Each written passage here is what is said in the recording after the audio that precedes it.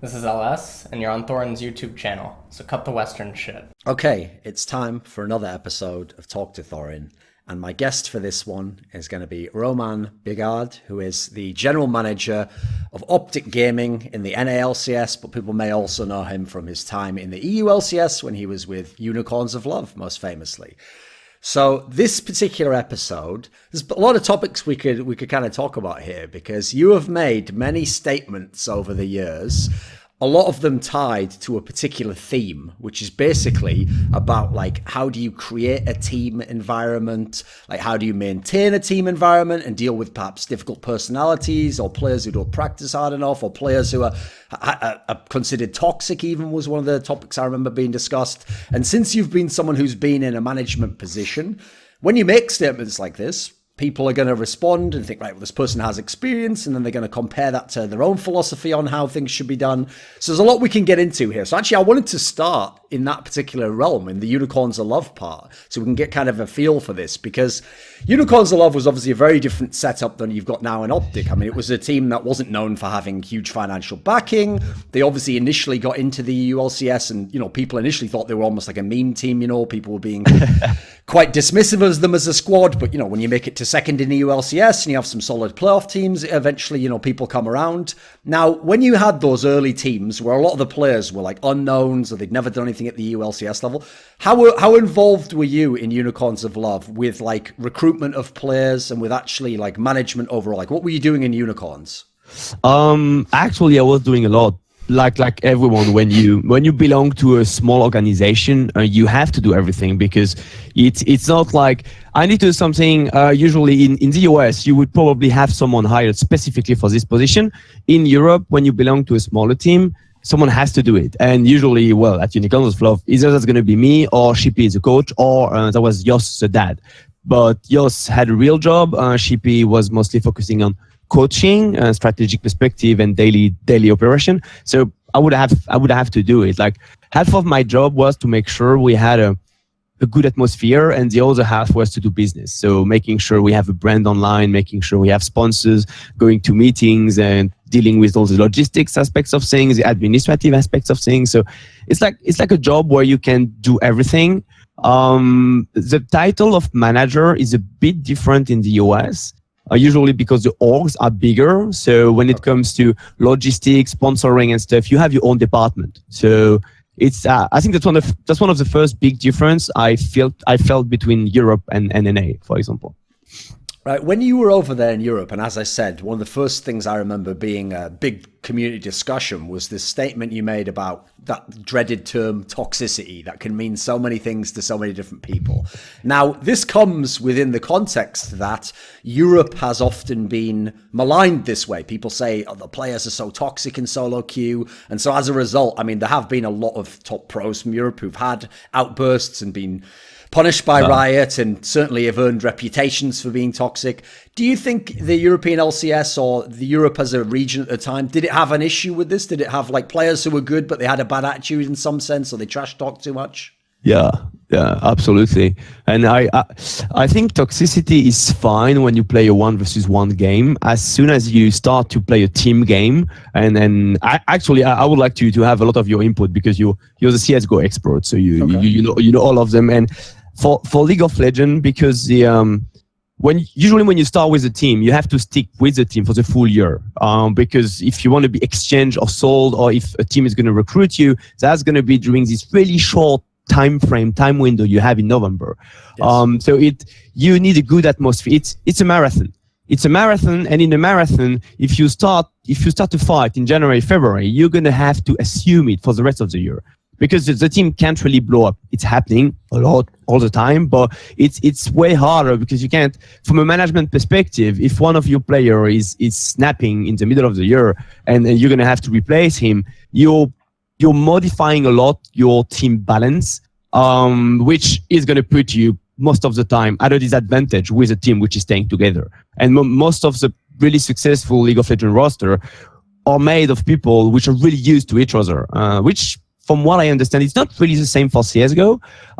And you can also leave and join a team almost whenever you want in CSGO. So yes, I'm interested.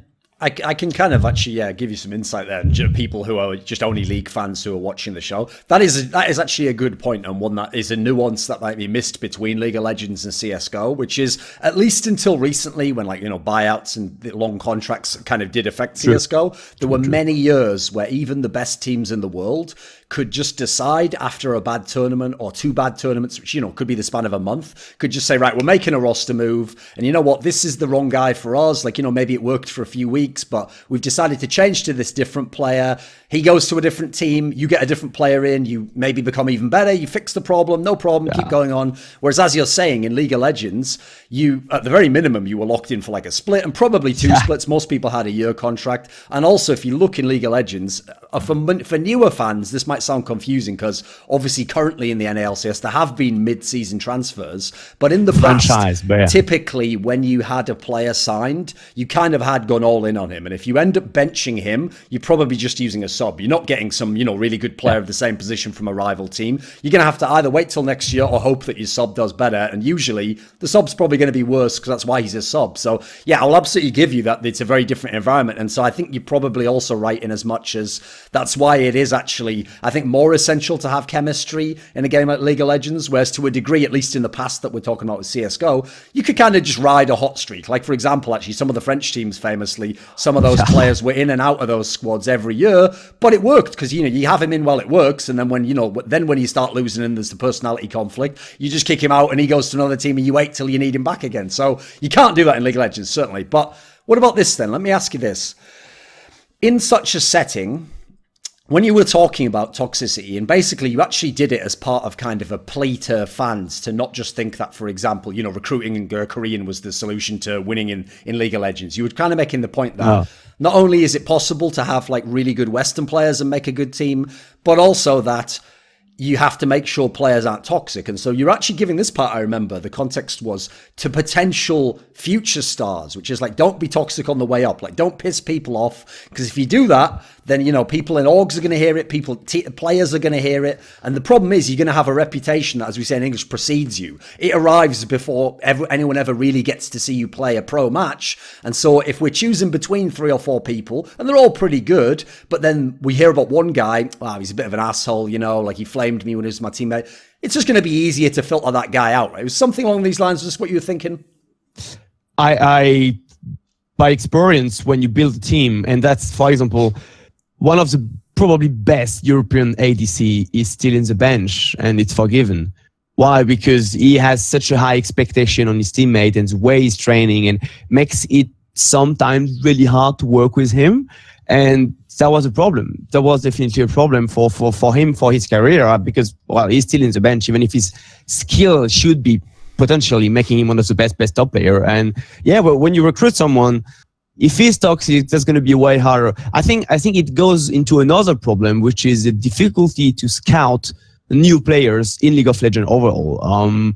It's really hard. So you need to use a lot your gut feeling to get someone in the team where you should be able, because at the end of the day, we are playing video games. So we are using a software on a computer. So we should be able to know who is currently the best player at League of Legends just by browsing through the stuff and having data and statistics and stuff.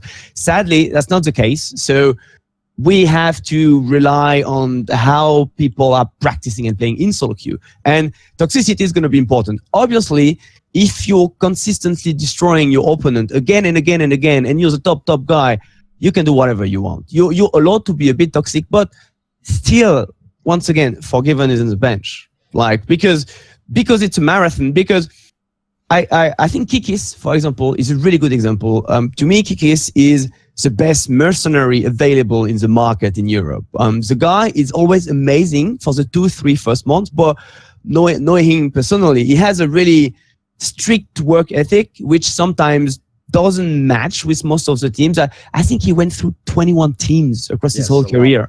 So, which is, he's a perfect mercenary, which fits, for example, for a game like CSGO, because you abuse the honeymoon phase, where at the beginning, everyone is so motivated, everyone is in, which comes down to motivation. A motivated team with motivated player in a motivated environment is going to be a successful team. The question is, how long can you make sure this motivation status is going to last. It's going to last basically. So that's why I usually a non-toxic player is going to have way more chances to get part of a team and to be successful on the long term, I think. Okay, right. I'm going to put one of my first potentially critical points to you here, which is when people hear that speech, remember the context. This is when you were in Unicorns of Love. This is when Unicorns of Love, if people remember, even when you guys made the final, a lot of people were like, oh, it was a fluke run, like the chaos style. You know, there was all these reasons as to why people were downplaying it, etc. And also, crucially, the fact that most players were unknown. Like the most famous player in the team was probably Power of Evil, and he was just in the LCS. You know, he'd obviously been a challenger player before. So people looked at it and they were like, right, you know, these guys got a bit lucky. So then people hear this kind of a statement and they're like, wait a minute. So a guy who's with a team that's like a bottom of the LCS team, that's what people thought you as at least, and they haven't got like big name talents anyway, you know? And so for them, yeah, they probably do have to recruit from like solo queue and get like challenger players, you know? They're not getting like Froggen's not coming to their team tomorrow. You know, the Koreans definitely aren't coming. You know, Marion and fucking Spirit, they're not going to be joining Unicorns of Love anytime soon. You know, if anything, while there's something to what you're saying, people might say a little bit cynically, yeah, but your team probably is trying to scout players like this, and you know you're not really in a position to get these big name guys anyway, right? Which is kind of true. So first, Unicorns of Love before 2018 has consistently made it to playoff, and twice to final. So there is this perception like the team is bad because we're a small organization and stuff. They consistently made playoff. And we won an IM, we went to a couple of international tournaments. So from a pure standing perspective, the team was good, better than how people perceived it. But that's not even relevant for the talk there. That's true. That was a big fact. We needed player non-toxic because we were not paying people a lot of money. That's for sure. So if you're part of Unicorns of Love, you need to have balls. I'm going to expect from you to have guts because some of the stuff you're going to accept it because we can't pay too much for you. So you're going to have to be nice, and the setup, the gaming house and stuff like that. We need good people because we live a bit on top of each other. Which is, if you have a bigger and better and more experienced coaching staff, maybe you can be a bit more toxic because the structure around you is better made. Is better to handle someone which is a bit more toxic. Even if I personally believe if you're I'm going to say a good human, I'm not saying toxic people are bad humans, because you have some amazing guy which as soon as they start the game they start to be a bit toxic, which is really different. Like it has nothing to do actually, like someone like Gilius, for example, which was extremely toxic, which is way better now, is probably one of the funniest League of Legends player. I had some of my best moments with Gilius. It doesn't change the fact that half the time after a training, you just want to slap him. Because you're like, bro, no, you can't do that, you know, and he knows it. He's even going to, I'm sorry, I can't control it. But so it's toxicity is half the player, but half the coaching staff. And that's another problem, which I want to dive a bit into with you, which is I think teams and coaching staff don't have enough pressure on the players if you are not behaving properly. Because once again, it's a marathon. It's really hard to get rid of a player, to hire a new player for a lot of reasons. The scouting is not on point. All the administrative stuff, Riot blocking a bit the up and down for players. But it puts you in a position where technically in the classic sports, and that goes back to the tweet and how we're actually talking together, sure. Which is if in classic sports you have way more players than the guy which are going to end up on the pitch at the end of the day. It gives more power to the coaching staff, and this is this interesting balance, this dance between your star player and the new guys starving to replace the star player, and the star player which have a bit to fight for their position. And I think it's healthy if it's properly managed by the coaching staff. At the end of the day, the coaching staff is going to make a successful team, or whatever the player is. That's my strong belief.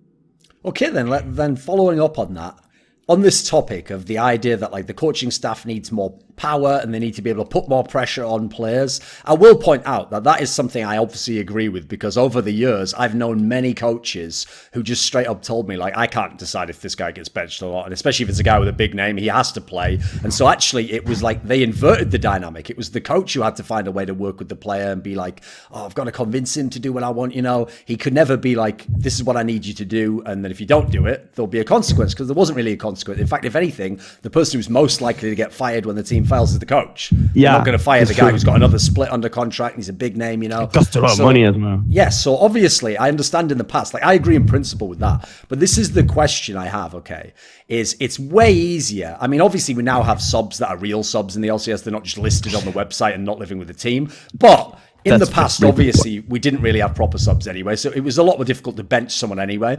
But okay, let's imagine now when you can bench someone. Even so, you could bench someone who's, say, a jungler, or you could bench someone who's just like, he's just a tank top laner, you know, someone who's he's a good member of your team, but he's not the main point. If you bench a Jensen, a Bjergsen, Double Lift, these sorts of players, is it like, what would you say to this? Isn't the problem going to be that you could maybe get part of the message over to them, like, listen, you're not going to play again until you kind of do what I need, etc. But part of the problem here is to really send the message, you want to also win the game without them, so that then they're like, oh, I see what you mean. Like, you know, I need to play ball to get back in the game because that's part of it. The problem is, though, if you bench the players I just listed, you're probably also going to lose the matches, aren't you? Yes, that's absolutely true. But it's also a strong signal you're sending to your guys. And it's, at the end of the day, it depends on the coach and why are you benching them? Like, how bad has the situation to be for the coaching staff to decide? I mean, because like for example, let's talk a bit about the Cloud9 stuff. Everyone freaked out when they benched the star players, but imagine how hard, from a management perspective, it is to have the meeting between Jack and Reaper, and they have to sit down around the table and say, okay, training is going so bad at the moment that we're going to have to bench our best player. Like the guy in front of you say, are you sure it's a good idea, bro? Yes, I think that's the only, okay, let's give it a bit of time. Are you really sure? Okay, because the fans are going to destroy us.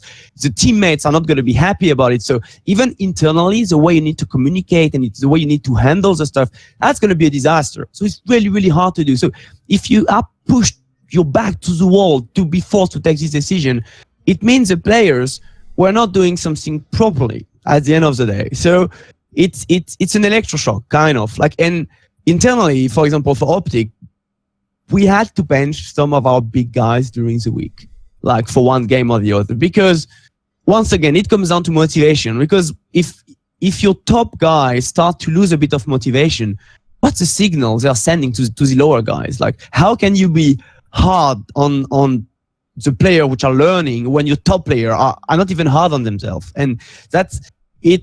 If you have people you can replace them with, it's way easier, obviously. Which to me is really interesting as well, the way China and Korea are dealing with it. Yes. And even the way Korea is dealing with it. So because I had the luck to work with a couple of Korean players over the years, and every time they got benched, most of them were like, okay. Like if you bench a EU guy, if you bench an NA guy, it's usually a drama. You have so much ego going on. It's like, oh my God, why are you doing that? You hate me. No. If you bench a Korean guy, most of the time it's gonna be, okay, give me 2 days. And he's gonna go play 25 solo queue. He's gonna come back and you're like, whoa, that was actually a really good call. But it's yeah. And I mean, you had also talk when Soaz and Buipo, for example, in Europe happened, and Soaz had this statement which I kind of disagree with, but I'm not saying it's Soaz's fault or Fnatic management's fault. I think it's probably a big mix of it, which was Soaz was saying something around, I have the feeling I gave him all my knowledge, he's using it, and now I'm being benched. Like I have been the teacher, and now the guy is there, and I compare it to Power of Evil, which is, to my opinion, one of the best Western mid laner ever. Maybe it doesn't have the proper setup to express all the full extent of his talent at the moment, but he's insane. From a training perspective, from a mental perspective, and he would never say such sentence. He loves the game so much. He believes himself so good, and he's insanely good. Like, he's always gonna give people knowledge, and he's he's learning from it. I think that's the beauty of it. It's like if a new guy is at 30, and if you are 1,000, you're going to have no problem to give them 2, 3, 4, 5. If the new guy is at 50 and yourself you are at 70, I can understand where there's a problem into transmitting knowledge. So what I wanted to say, I think Whipple was really good. Yes, because he learned through SOAS, but the metas, the way they handle everything, you should, as a player, you should never be scared to share your knowledge. Like, I think that's the wrong mindset for the long term, for a healthy ecosystem. What about this then? So since you mentioned him, SOAS is surely a perfect example that goes a bit counter to what you're talking about, though, because in this particular instance, you have a player who's been fabulously successful his whole career. Every team, somehow, they're always at the top. Player. And yet this is someone where I remember I did an interview with him. I think I did it in 2016. So it was after he'd already been in Origen. And at this point in Origen, if you remember, they had I can't remember who it was now. Who's that German guy who was their coach for the summer split? Do you remember? He's the guy who they left at the end of the summer split. I see exactly who you're talking about. He's the guy from Roccat. I think I can't remember his name. They had a couple of them. Anyway, it's not that relevant. He's not a super famous guy. So anyway, he had a coach, and in this summer split, which is the first split that, Expeke, SOAS were back in LCS.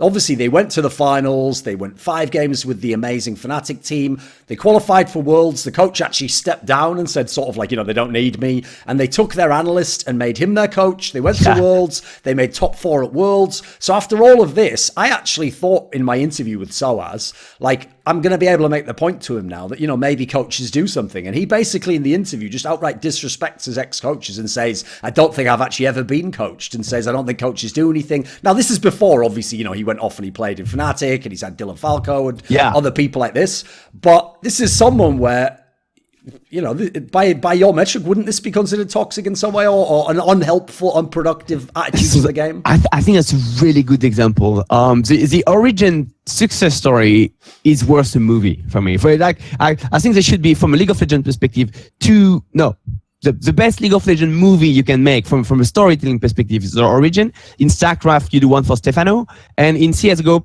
I don't know, but I would trust your expertise to find the best success story. So the Origin stuff, starting from Challenger, qualifying LCS, going to Worlds and stuff, with probably by the time 5 of the most talented Western player with an absence of coaching staff. And I got some insight from it. Why? Because as soon as they are done with that, they're hiring a new mid laner.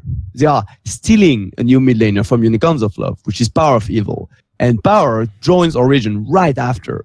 And because we've been discussing a lot with him about coaching and this kind of topic, actually, it was like, there was no coaching. Like they had some weeks where they were losing the whole weeks, which the way League of Legends is training is absolutely dumb, because we need to go through a full game, meaning you need to experience a win or loss at the end of the day, which doesn't make sense, because maybe from a coaching perspective, you're learning. Your early game is getting better one game after one game after one game, but because your end game sucks. But you cannot really start working off the end game before you fix the early game. But it means you're going to end up your day 0-6. 0-6 on Tuesday, 0-6 on Wednesday, 0-6 on Thursday, 0-6 on Friday. From a mental perspective, it's a disaster.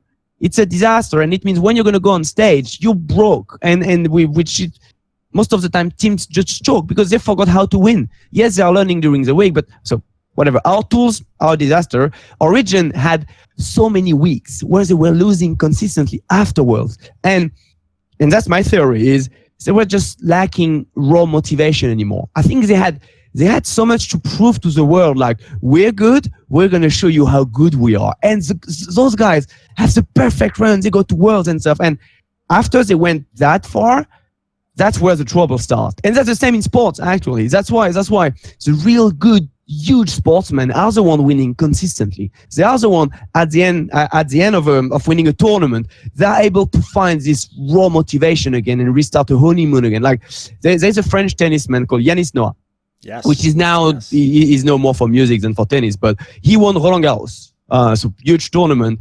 In his book, in his biography, he's saying one of the worst days of his life was the Monday after. Yeah, because his whole life was focused on winning this tournament. And on Monday, he woke up and was like, what am I going to do with my life now? And I think Origin had a bit of a taste with it. And because they they had no time to set up a proper coaching environment, a proper coaching structure, which is helping you from one day to the other to carry on your knowledge.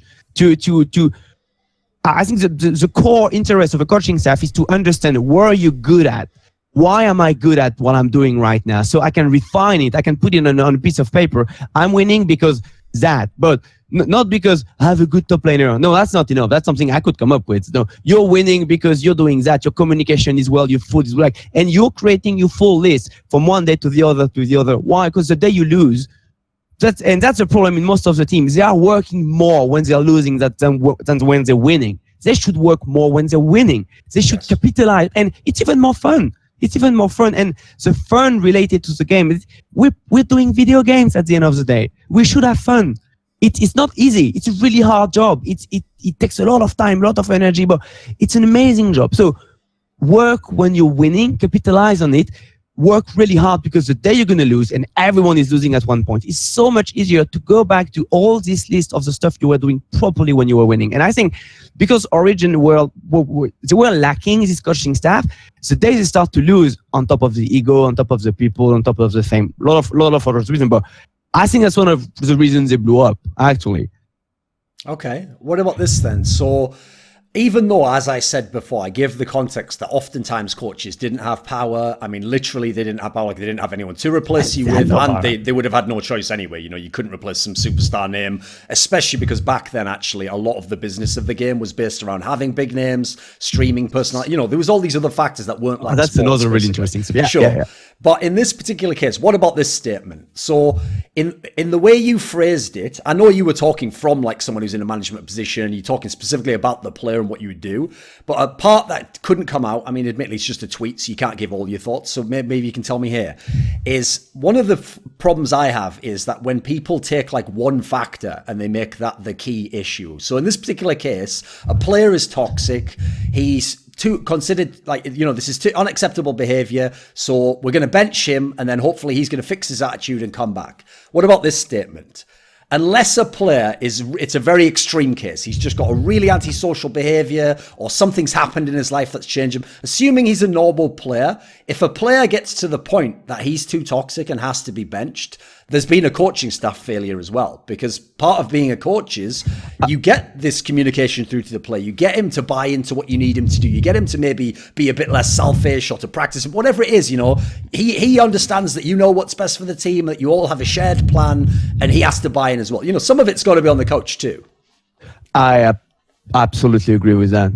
To me, there's no, I mean, that's an extreme sentence as well, but there is no bad students, there's only bad teachers. And it's because if you're the best coach in the world, you're able to understand your guy. And I actually believe a good coach is 98% human.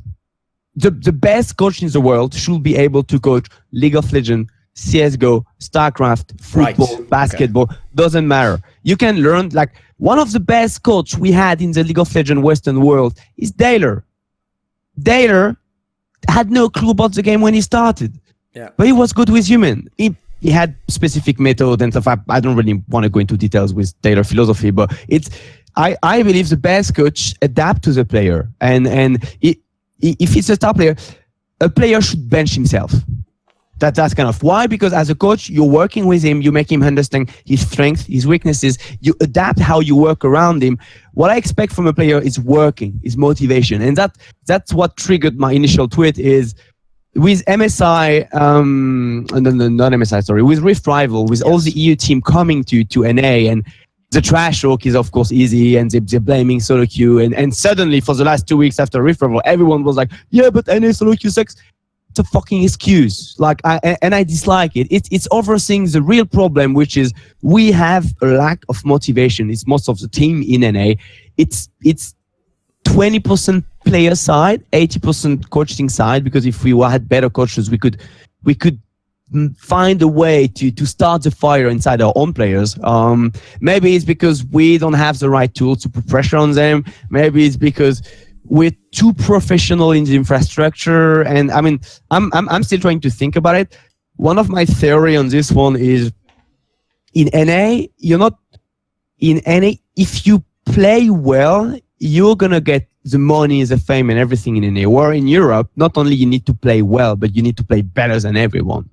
And that's a bit the feeling I have is probably the best structure in the Western worlds are in NA right now, because we have insane amount of money. Like if you see the open spaces, if you see the coaching staff and so, and because in Los Angeles, for example, where everything is based, you have everything around you.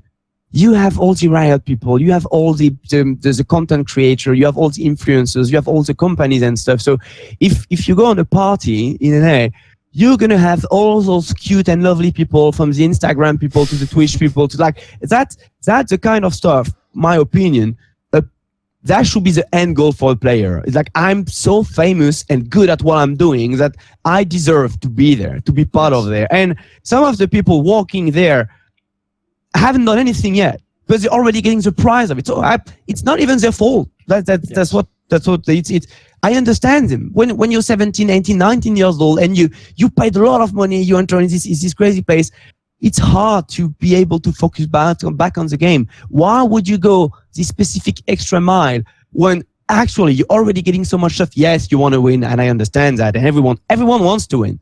But at the end of the day, when you're going to face a team from Thailand or a team from India, when those guys are starving to win, they want to kill you, and they're gonna spend days after days after day. They have more motivation than you. You have a better structure, but they have more motivation, and that's what the day NA can fix this motivation problem, can find a way to make sure all those players are fully channeled into training efficiently. NA is going to be really, really, really strong, and I strongly believe that.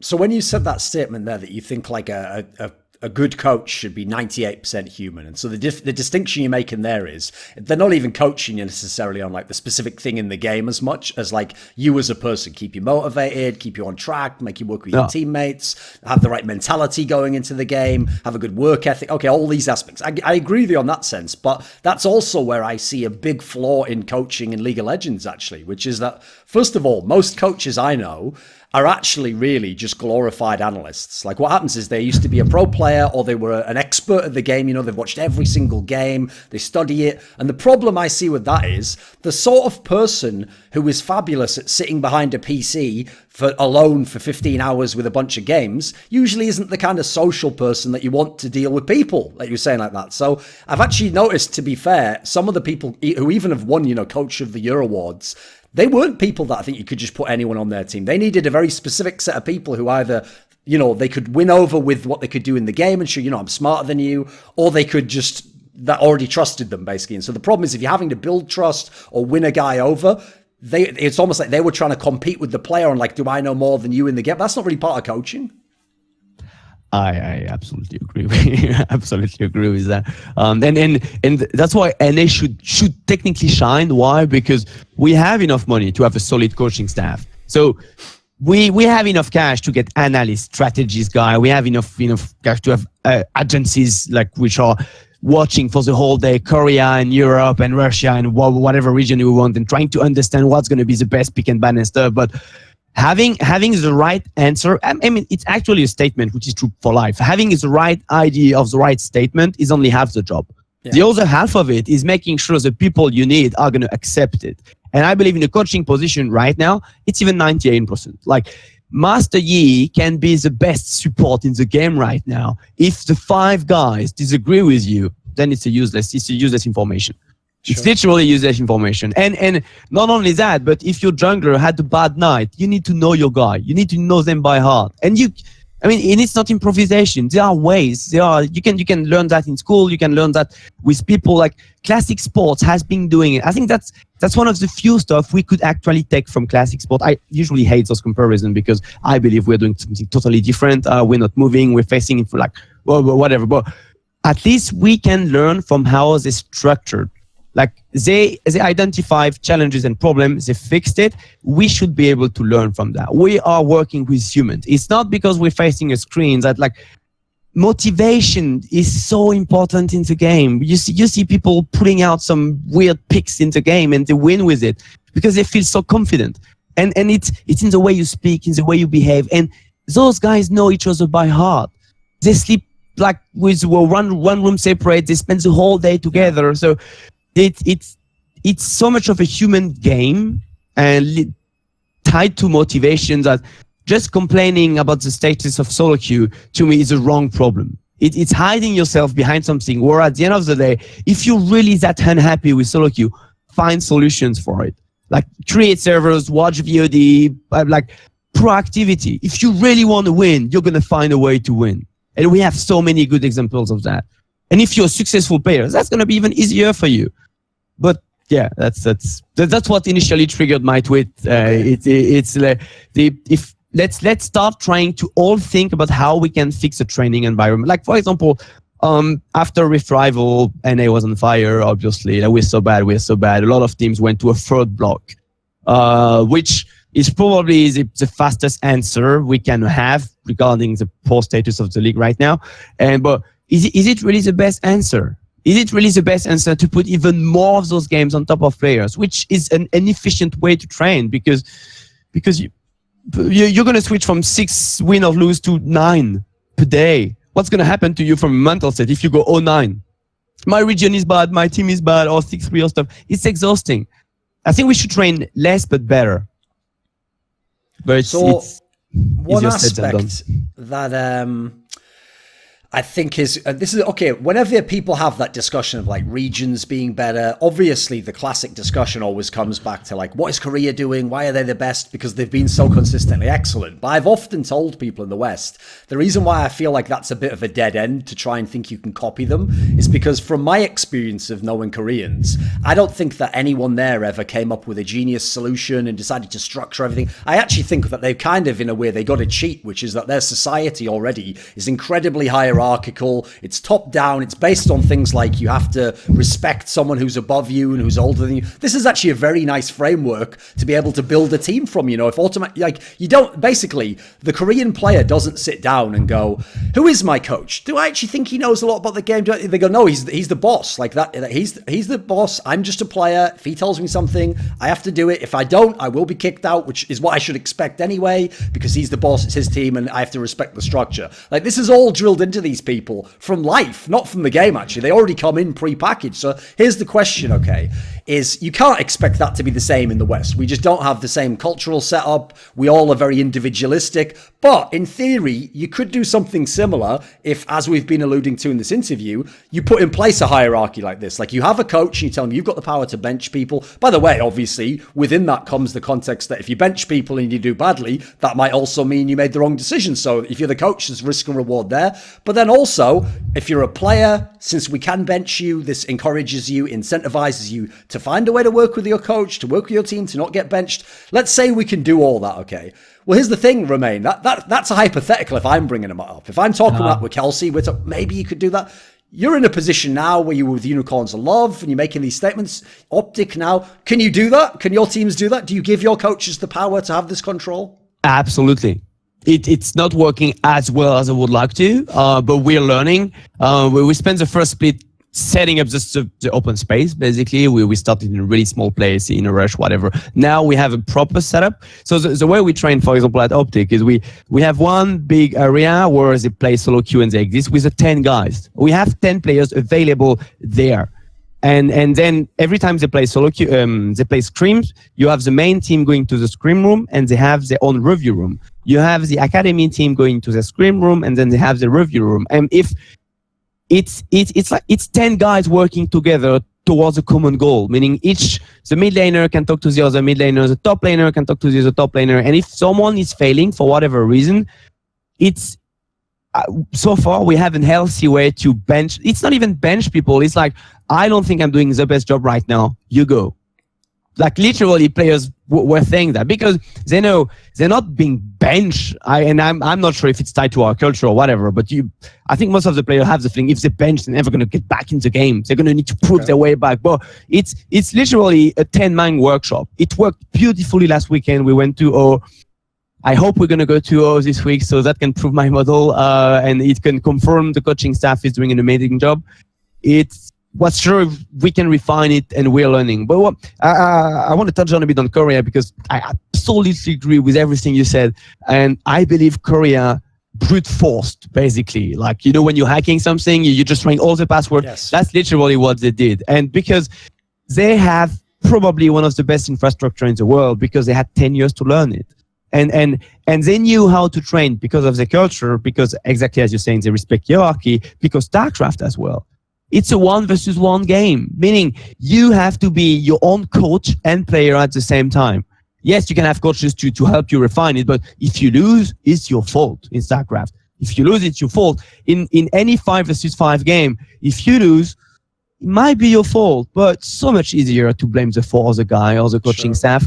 So, and I think they have this culture already, but Korea found their own answers to their own problem. And we should try to understand why they came up to those answers. We cannot copy past them. Yeah. We had with Unicorns of Love, Korean jungler. Yes, the former SK jungler, yeah. That's exactly why I'm coming. Because he was sitting with Kuma when Kuma was teaching SK and stuff. And he was telling us, I don't really understand how you guys are doing review. Because the way we do in Korea is the first play we fail, and Kuma is going to say, okay, who is the culprit? Whose fault was it? That was you. That's really bad. Don't do that again, or I'm going to put someone else for next game. But and then he was saying that we're all looking at him with eyes like that, like, really? Like, I mean, what's going to happen? He said, yeah. And the next game, if you do it again, you're bench. But maybe you're back the game after. It's not a problem. It's just and you have to understand why, because the next game you're going to be next to Kuma, and he's going to tell you, look, you could have done that and that and that and that and that. Yes, it's way easier in their context because they actually listen to the coach, and you have a lot of respect as well. Like you have to respect Kuma because the guy has had track records, you know. But it's Korea answered their own problem. I believe the Western world is still struggling for. Maybe we could learn from other game, and that's well. So me moving from the OpTic gaming LoL department to the OpTic gaming, what I'm trying to do on top of the business stuff, trying to understand where his sport is heading and stuff, is going to every of our team and see how they train. Because different games, but same problem. We're Western people with our own cultures and stuff. And what's the best way to train esports at the moment? What's the best way to capitalize from one game to the other, to learn from that? And I don't believe we can go the Asian way. We have way too much ego. And that's a problem right now. It's a problem because we're trying to copy past a model based on having no ego and absolutely trustly blinding the coach to. We need to be clever. We need to be clever. I don't know how. If I had the solution, we would be first everywhere, obviously. But yes, I think it's a fascinating problem right now we're facing. So what about this then? Since, as you say, part of the problem here is it's not just like the coach having the power, but the player has to be willing to listen. And that's obviously something the Koreans are doing.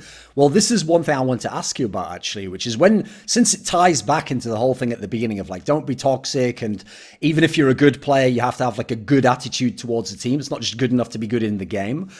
Isn't it a problem then to have a lot of people who, because they haven't grown up in a team culture like this, and in fact, they may have even been in past teams where they were all-star players and their teams didn't make them do any of this stuff, and they could get away with being a bit toxic because they're the best player, you know? Most of the talent, I'd go ahead and say, in the West that's established, in a way, is either going to have to learn this over, or if anything, they're kind of like broken goods, as it were, you know, they've already been a little bit spoiled. So here's the question, okay, is I remember before this year that Veteran, the coach of H2K, before he even got this lineup, actually said, he came on one of my shows, and he said he thinks that if a good coach, presumably he was referring to himself, was able to get 5 good rookies, like players who'd never been in LCS, that would be ideal, because he thinks then, you know, you could mold them and you could bring them up. Now, the problem with that logic, as you might have seen, I mean, he didn't really have 5 rookies in H2K, but he had inexperienced players to some degree. The problem with that logic is, there's something to that. You probably can't. They probably are more coachable, but the downside is they're not the best players. And unfortunately, there does seem to be quite a strong correlation between having a big ego, maybe it's cultural again, and being really good at the game. So how do we kind of solve this problem? Yes, that's a really good question. So with I'm going to use an example of Zabutin, which is a current coach from OpTic Gaming. He's starting as a coach. He shares the same philosophy as me.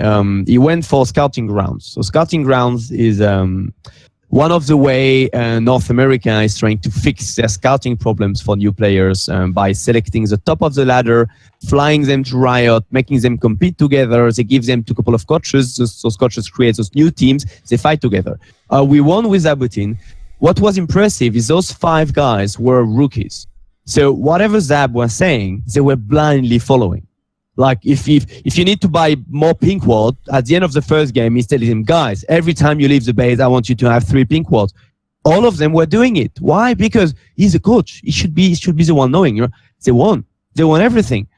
The level maybe wasn't the best and whatever solution, but as soon as we started with the real teams, with pro players, like one of the first few feedback he made me was like, so much harder to work with him. Like they don't really listen to me right now. So he had to rebuild this respect and trust and stuff like that, which, to my opinion, would have been a bit different in Korea, for example, because players have so much more power. Allowing a guy like Uni, for example, because of the respect, because he's probably one of the most successful Korean outside of Korea at the moment, whatever he says, people are going to follow it. How do you deal with that as a coach? I think that's also interesting.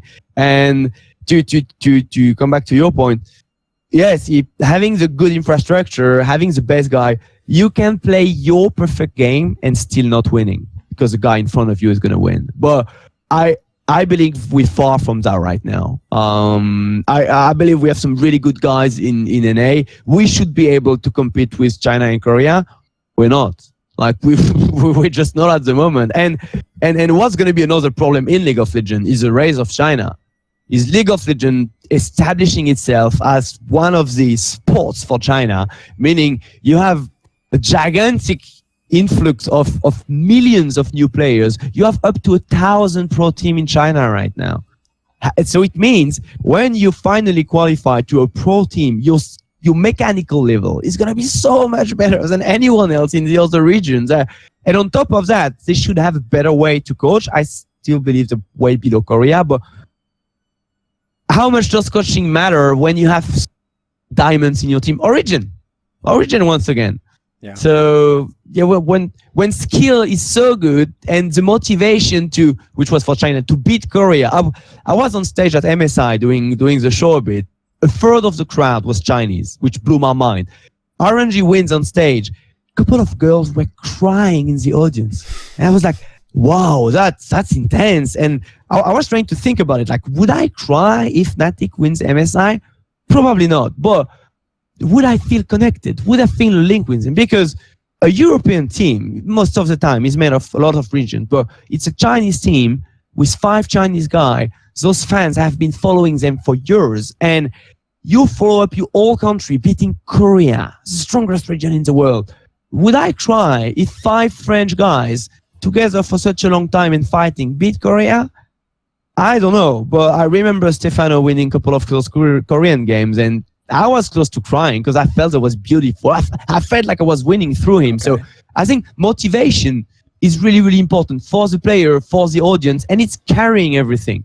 So if we don't find a way to train efficiently and to recreate motivation in our different regions, I think League of Legends is going to be really hard for Western people in the incoming years. If we go back to the first statements you were making, the ones about the toxicity when you were in Unicorns of Love, another reason why it's all well and good making big proclamations like that is because if you work for Unicorns of Love, if the team doesn't work out the way you want and you don't win the LCS, well, the expectation wasn't that they should win LCS every time, you know, and they don't have the best players. But here's the thing. If you then move over to North America and you move to a company with loads of investment and money, and you're talking now about all these amazing facilities that you've got. Which is the case for all of them now because of franchise. Of course. But in this particular scenario, you know, you've got the resources now. So people got the perception that Romain thinks he knows what he's doing, that he has the plan, he has the vision. We should see it now, OpTic then, right? This should become the best LCS team in the West. And I'm probably one of the most responsible for our current failure. Because I'm trying really hard to apply my own philosophy of it.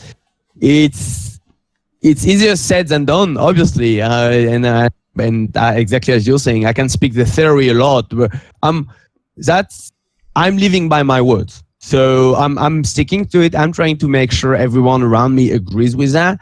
I think we are improving. I wish we're going to make playoff. I wish we're going to find better ways to motivate our guys. I think motivating NA guys has been harder for me than motivating EU guys. That's for sure. Different mindset, different way to see the world and stuff like that. That's really interesting. We're improving. Let's see the end of the split. Let's see just this weekend and see how we're gonna do. Because if we can do good performance, if we go 2-0, it definitely means the model is working. But from the few I discussed with the players, with successful players and even successful management, I don't think I'm too wrong. It's so much more easier to work on the long run with non-toxic people, or at least they can be a bit toxic, but they need to have a structure. They need to be willing to. They need to be motivated. There is the blame game to me. Maybe more than toxicity is a blame game. You can snap, you can scream, you can do like that, but be careful. You're still a human playing with human, and if you want to build stuff for the long term, I think that's it. How is it going for CS:GO, for example? What's your feedback on this one? Because it's a different market just because you can switch teams so fast and abuse this honeymoon stuff. Well, I think one of the problems also in CS:GO is that I think this is actually an area where League of Legends has an advantage, which is, I mean, admittedly, the new meta might make this sound different, but you have defined roles. You have to have one of each of these roles for the game. You know, someone's played that role his whole career. So in theory, I could scout, and if, say, I was TSM, I could be like, right, I want like an aggressive jungler who's going to help I could kind of scout what I want. The problem in CS:GO is you kind of make the team style once you've got the players. And so what people tend to do is they just recruit whoever they think the best player that they can get to the team is, and then they figure out how they're going to play as a style. So as a result, a lot of it comes just from within the team. There's no real management or coach directing who you join. You know, it's usually the in-game leader who makes that decision, or the most veteran players. And then when they're deciding the style of the team, again, it's based on things like, what do they think would work with this combination? They're trying to problem solve themselves. And so admittedly, as we've mentioned, the fact that you can change players, though, has meant that you can also take risks in a way that you couldn't if you were trying to build like a sports franchise. You know, if a team in the NBA signs a player, they really have to know, like, am I signing him for 1 year and then I might trade him, or is this a player I'm going to try and have for 10 years? He's going to be my franchise. You know, it's going to change the whole philosophy of who you sign next and how you coach them. So it's definitely a very different world in that respect. But that's also why I think there's like different things the games can kind of teach each other about how to set these teams up. Okay, I've got another question for you here, though. Yeah. So since you're the man with the vision, you're the guy from EULCS coming over with Unicorns Love, now you're an OpTic. Does that mean that as part of your position at OpTic, you were the architect of this roster? Were you the one who decided these are the players we should sign, said yes to the deals, got them in? You wanted these specific players? Is that too much to say? That's a really interesting question. Because I think the OpTic team was the most improvised. Because I was a GM and my core knowledge is Europe and my network is Europe. So I had to recreate a full network in the US as soon as I arrived. And I just had to pick up my phone and to just call every other GM and shortly introduce myself and, hey, it's Romain, just arrived. Let's start to do business. And I was actually surprised by the lack of communication between teams in the US outside of the top old guards, outside of Cloud9, CLG, TSM, Liquid, all the guys below. It's a bit harder to communicate. So the franchise stuff is definitely more interesting. So I built the team with Zabutin according to the budget we had, but we had to create so much stuff at the same time. So we saw we had a good budget. Then you had the first offers on the table. Not going to quote specific names, but an infamous bot lane from Europe, for example, was really hot. Was really hot topic at the beginning of. I have dodged a bullet with that one of the off season, and they were priced like. And I mean, I know them; they're friends. So I was like, "Hey, could we start doing business?" And they were like, sure. "Listen, bro, I have on the table so many big offers that if you cannot even manage those, let's save both of us time and let's." Sure. Oh shit, that's really expensive. 2 weeks later, I was more than happy to sign those guys for this price. You know, as soon as we realized how much the market blew up, which is unreasonable to my opinion. Like from a pure business perspective, I don't see team making that much money right now. So someone has to take the risk to commit to those budget and stuff. So we had to build a bit the team without the infrastructure to try the players.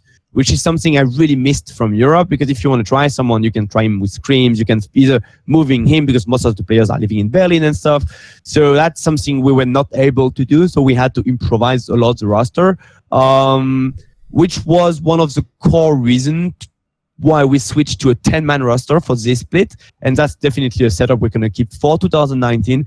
And we're going to rely way more on people with an American expertise to know those guys better. I still stick to my word. I believe non-toxic guys are the easiest to work with. And you have some really raw talent in the US. But the problem is, that's exactly what I was saying earlier. In the US, you get paid to be a player. In EU, you get paid to be a good player. I mean, no, you get a lot of money to be a player in NA. You get a lot of money only if you're a good player in Europe, which is a huge difference, because you're just a challenger guy. And as soon as you get one of those big juicy contracts, bam, you don't really have to try out as much. If you ask any players, they're all going to tell you, yeah, of course I'm trying really hard. And they're going to believe it.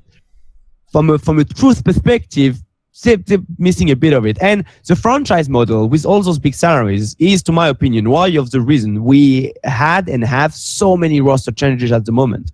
Because from a management perspective, when the average salary is $320,000 a year, that's a lot of money from a management perspective. So if a player is underperforming, you've been communicating with him, you're trying to find solutions, you're trying to fix him, he doesn't want to commit to it for whatever reason, well, you're just going to trade him. And the relationship between the teams is getting stronger and stronger, because we know we're going to be the ones sitting around the tables in 6 months, in a year, in 2 years, in 3 years. And the players are going to lose way more power. And the next offseason, that's my theory / opinion, but I think the next offseason is going to be really interesting in North America. Most of the contracts are like 2 to 3 years. So you're going to see a lot of trades. Some buyouts are really expensive. So what's going to happen when you have a star player demotivated? You do not have the coaching power, method, or will to remotivate him, and you would rather go for a new guy. So everyone right now is trying to create the best scouting structure. We need to find a way to identify the new players, sign them, and make sure they stay motivated. And from a player perspective, what do you want as well? Do you want to be a member of an NLCS team, or do you want to win stuff? Do you want to create stuff? Which on the long run, we could discuss it as well. But I'm not a massive fan of the league structure the way it is right now. I think you have a lot of useless games with only a few games. It's about storytelling, right? And this is what CSGO is doing so beautifully, is from one tournament to the other, you follow the guys, you follow the team, you follow stuff, and you're not seeing the same matchup all the time, which is one of the stuff I dislike a bit with Overwatch. Is like the final is about to start. It's a best of 3 of best of 5 between two teams you have seen battling again and again and again for the last months. What's the fun behind it, kind of? I mean, I can understand the fun linked to the meta, to the players and stuff, but it's so much less sexy than TSM versus SKT, which is happening once every 3 years. So I think League needs to do a better job of finding ways to create storytelling, which is going to be more inspiring for the player, for the staff and stuff. Like it's easy to fall asleep in the marathon of LCS, and I think in all the games it's a bit different. So one of the other things you said in that infamous speech that we've referred to a few times was you also said, kind of as like a rallying call to the European talent, you know, like we can make the best team with 5 Europeans. Now, as you've already alluded to earlier, you did recruit Horo, who was a bit of a washed up jungler from Korea. And in the current OpTic team, with all this money, all this resources, you could have bought whoever it was you were referring to earlier. Arrow isn't from the West, mate. He's from Korea. Why is Arrow in the team? Why not just all Western players? Because I had not enough knowledge about the American market. Also, people I talked to always pointed to the same guys, and there is not enough talent identified in North America right now. Okay. And I think that's the biggest problem for the team. There are way more, like every single team is using the 2 import slots. That should be a scary sign. That should be a really scary sign. There is one mid laner which is not NA, which is an NA guy. All the rest are imported. Like in the top lane, it's even worse. Like if you want a good if you want a proven top laner in North America at the moment, it's really hard to find one, a local one. So you need to give chances to new talents, basically. But the problem is a lot of those new talents, as soon as they make it there, they're really happy there because there's not so much competition behind them. So it's where in Europe, it's way easier for a lot of reasons. I believe one of them is because you have all those local championship.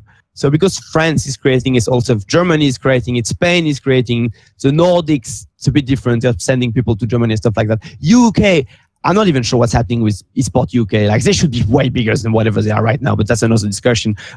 Italy raising behind Attila for the moment. Like it's easier to scout talents at a lower level, meaning when you're creating a team, and November is going to be fascinating in Europe for with the franchise stuff. Like who are they going to recruit? Who is going to get the money and stuff like that. So I have more faith in Europe than NA right now, just because they are better at scouting their own talents. And NA needs to do a better job. It can go down to metric, which is something we approached at the beginning of this talk. How do you scout the guy? Like you can track solo queue, but like what are even a relevant metric? KDA doesn't mean shit anymore. So yeah, of course, if you're 16-0-0, but does it even mean something? Because maybe the guy in front of you tilted. So like what is it, CS per minute? Is it gold per minute? Is it kill participation? Now we have stuff like jungler proximity. And what is a relevant metric? How can we scout it? How can we reach out to those guys? How can we include them in a proper training environment? That's one of the big challenges as well for North America, which is an amazing one. And the player base is smaller than Europe at the same time, which is probably one of the main reasons why you need to get jungler from or ADC, for example, for us with Arrow from outside. Arrow is an insane mechanic, and he's English speaking, and our team is international. So yeah, it's the one of the main reasons behind this long text I created, which is something like 2 years ago. Well, everyone was jerking off on Korea. Korea is the best. Korea is the best. And once again, to me, that was an excuse. There was an excuse for us not facing our own problems. Do we have the solution? Sadly not, because I would have implemented it. But I think it was more an excuse. Like, yeah, of course we're using Koreans. They are better. Yeah, but why? What happened? What's happening with us? How could we fix that? That's the talk I was expecting to create in the community. And the solution is actually starting from our own player base. You need to trust in yourself more. Same with Girls Gamer. That's another question. At the end of the interview, do you have a final message? I mean, you gave a pretty good one there, but do you have any final comments you want to make? I think I'm good for follow OpTic. I'm sure we have the right method, and it's gonna show up at one point. Thank you for having me. I'm really happy to be able to talk to you. I think you're much needed for our industry. I've never seen anyone going out from a Thorin interview and saying, I don't feel anything. 70% of the time they just hate you, and 30% of the time they love you, but you create feelings, you create stories. That's the definition of marketing. Marketing is creating perceived value on something, and we need more people creating stories like you do. So thank you for allowing me to be a little brick on your big wall. Yeah, merci. Makes me happy. Boss, thank you. This video was kindly supported by Dean Tanglis, Gardner Wilson, Andreas Snazore Westerlund, Alex Adams, Eddie Wingfors, Daniel Yordanov, Robert Baxter, Travis Greb, Kyla Harris, James Harding, Caesar, and special thanks go out to Matt Shakowski and Jerky's Minion in particular. Want teasers for my upcoming content? How about asking me a question for my monthly AMA? Do you want to take part in a discussion about esports with me? How about suggesting a topic or a guest for my content? Put your money where your mouth is and join the Scrilluminati today.